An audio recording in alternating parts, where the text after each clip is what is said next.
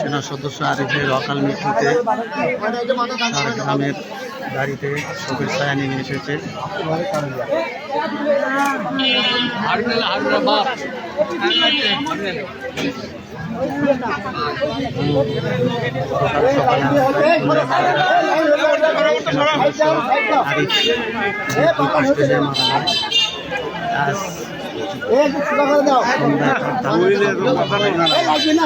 পিছে লাভ কি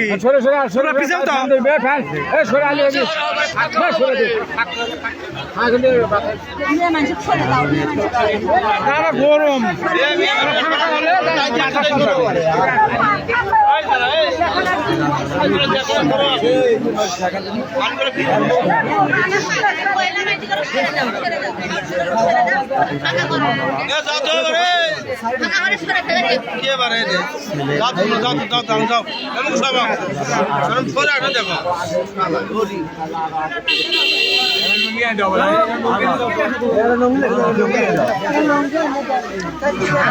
চেষ্টা করছি হারুনের বাড়ি থেকে সেনা সদস্য আরিফের বাবা হারুন।